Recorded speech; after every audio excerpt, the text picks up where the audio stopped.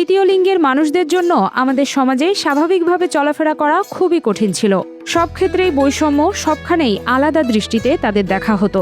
জন্মই যেন তাদের আজন্ম পাপ। বিধাতা কি আমাদেরকে কিরকম বানাইছে যে আমরাও তো মানুষ, আমাদেরকেও ওদেরও যেরকম পোশাক আশাক, আমরা তো আর বৃষ্টি পোশাক পরে ঘুরি না, আমাদেরকেও তো সেরকম, আমাদের গাতেও তো সেরকম বৃষ্টি গন্ধ না। তখন চিন্তা করি, নিজের দিকে তাকায় যে আল্লাহ আমরা কি, যে আমি উঠছি, ও আমার ওঠার পরে আরো দুজন নেমে গেছে, তখন ওই অটোওয়ালা আমার পিছনে চায়া রয়েছে। তার মানে কি আমি অপরাধী? কেন, কিসের জন্য আমি অপরাধী? কি করছি আমি কোনো চুরি ডাকাতি করছি, চুরি করছি, ডাকাতি করছি, খুন করছি? আমি কি কোনো আসামি?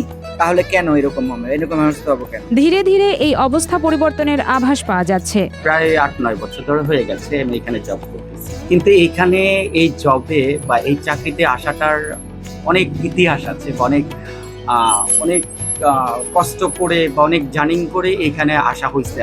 আমাদের দেশে বৈষম্যহীন সমাজ গঠনে অনন্য দৃষ্টান্ত গড়েছে আশুলিয়ায় অবস্থিত গণবিশ্ববিদ্যালয়। প্রাতিষ্ঠানিক নিরাপত্তায় নিয়োগ দেওয়া হয়েছে 5 জন তৃতীয় লিঙ্গের মানুষকে। মূলধারায় তাদের সম্পৃক্ত করার এই উদ্যোগ সর্বমহলে প্রশংসা কুড়াচ্ছে। যে ক্ষেত্রে যায়, বাজারে যাই, দোকানপাটে যায়, মার্কেটে যাই, শপিং মলে যায়, যেখানেই যাই, আমাদের যে চিনে, সে যদি কেউ পিছন থেকে কি কোনো কুটো কথা বলে, তখনই সাবধান করে দেয়, ওদের কথা কিছু বলিস না, ওরা কিন্তু চাকরি করে। কোথায় চাকরি করে? গণবিশ্ববিদ্যালয়। এই যে ভাইয়া যে সম্মানটা, আসলে এটা বলে সমাধান করা যায় না। আসলে এত যে আমাদেরকে এত ভালোবাসা দিয়েছে, যেমন স্টুডেন্ট ভাইরা আছে, আমাদের স্টুডেন্ট আপুরা আছে, আমাদেরকে যে এত কনফিডেন্স করে নিচ্ছে, যে এত তাদের আপন করে নিচ্ছে, বলার কোনো রাখে না, ভাষা নেই আর কেমন বলার। প্রতিটি ভোর তাদের জীবনে নিয়ে আসতো এক একটি নতুন যুদ্ধ। তৃতীয় লিঙ্গের মানুষের জন্য জীবন খুবই কঠিন। সমাজের বেশিরভাগ মানুষই তাদের দূরেই রাখতে চেয়েছে। স্বাভাবিক চোখে কেউ তাদের দেখে না। অনেক জায়গায় চলছি ফিরছি, অনেকের কাছে আমি গেছি, দেখা যাচ্ছে যে কেউ আমাকে ভালোবেসে 10 টাকা দিচ্ছে, কেউ ভালোবেসে আমাকে 5 টাকা দিচ্ছে, কেউ হয়তো বলছে দূর দূর দূর করে আমাকে তাড়িয়ে দিচ্ছে, বা তখন আমার চোখে পানি জমে থাকলেও আমি কাঁদতে পারিনি। কিন্তু দেখা যাচ্ছে যে আমার লুকিয়ে আবার বাঁচার জন্য আমার তার কাছে যেতে হইতো। তো এইরকম অনেক জায়গায় আমাদের অনেক ধরনের লাঞ্ছিত অবচিত সবসময় আমরা হয়েছি। কেউ আমাদের বলে নাই যে ওকে এই ভাব করো কেন, ও তো আমাদের মতনই একজন মানুষ, ও তো আমাদের কেউ না কেউ এই কথাটা কখন তুলে ধরেনি। তবে এখন তাদের পথ চলার হতাশা আর ক্লান্তির বদলে আছে মাথা উঁচু করে বাঁচার স্বপ্ন। আমি মনে করি যে অনেক ভালো আছি, অনেক ভালো আছি। যেমন আমাদের কিছু লোকেরা এখনো বাইরে টাকা তোলে বা কালেকশন করে বা বাচ্চা নাচায়, দেখবেন যে সমাজের মানুষ তাদেরকে কিছু না কিছু বলে বা কিছু না কিছু আরেক চোখে দেখে, বা কিছু না কিছু সামনে না বলতে বলে পিছে কিছু সমালোচনা করে। আমাদের ক্ষেত্রে সেটা করছে না। বিশ্ববিদ্যালয়ের চেনা ক্যাম্পাস চত্বরে এ যেন এক নতুন দৃশ্য। চারপাশের 8-10টা সাধারণ নিরাপত্তা প্রহরীর মতোই দাঁড়িয়ে আছেন তারা।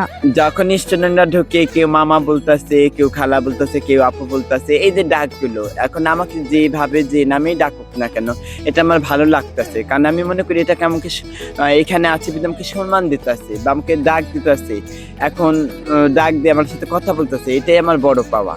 আর যখন আগে আমি বাইরে থাকতাম, বাইরের জগৎটা ছিলাম, অনেকেই বলতেছে ওই যে যাচ্ছে, তখন আমার একটা অনেক ছোট চোখে দেখে কথা বলতো, তখন কিন্তু খারাপ লাগতো। তবে তাদের এই উপস্থিতির পেছনে রয়েছে এক দীর্ঘ লড়াই ও সামাজিক বাধা পেরিয়ে আসার গল্প।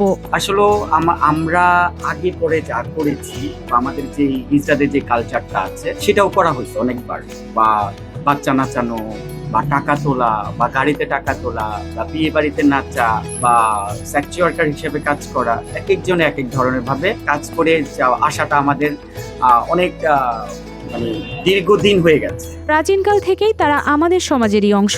আপনারা জানেন, প্রাচীন ভারতে ব্যাকরণে 3টা লিঙ্গ ছিল। একটা হচ্ছে পুল্লিঙ্গ, স্ত্রীলিঙ্গ, আর হলো ক্লীবলিঙ্গ। অর্থাৎ প্রাচীন ভারত থেকেই এই তৃতীয় লিঙ্গের মানুষগুলো ছিল, কিন্তু কোনোদিন তাদেরকে রাষ্ট্রীয়ভাবে, প্রাতিষ্ঠানিকভাবে, সাংবিধানিকভাবে স্বীকৃতি দেওয়া হয়নি। বিশ্ববিদ্যালয় কর্তৃপক্ষ জানায়, শুধু কথাই নয়, কাজেও সাম্য ও সমতার নীতিতে বিশ্বাস করে এই প্রতিষ্ঠান। অন্যান্য সরকারি বেসরকারি প্রতিষ্ঠানও যদি এভাবে এগিয়ে আসে, তবে খুব দ্রুতই সমাজের এই বিশাল জনগোষ্ঠী মূলধারার অর্থনীতিতে অবদান রাখতে পারবে বলে বিশ্বাস সংশ্লিষ্টদের। বিশ্ববিদ্যালয়ে ডক্টর জাফরুল্লাহ চৌধুরীর উদ্যোগে অর্ধ ডজন তৃতীয় লিঙ্গের মানুষকে কর্মসংস্থানের ব্যবস্থা করা হয়েছে। এর ফলে আমাদের দেশে তৃতীয় লিঙ্গের মানুষের প্রতি, তাদের কর্মদক্ষতার প্রতি, তাদের সততার প্রতি, তাদের নিষ্ঠার প্রতি দৃষ্টিভঙ্গি পরিবর্তিত হয়েছে।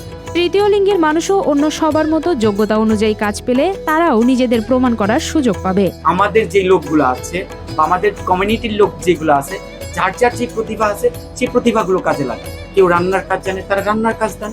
কেউ সিকিউরিটির, আমার মতো যদি সিকিউরিটির কাজ জানে তাকে সিকিউরিটির কাজ দেন। কেউ যদি শিলার কাজ জানে তাহলে শিলার কাজ দেন।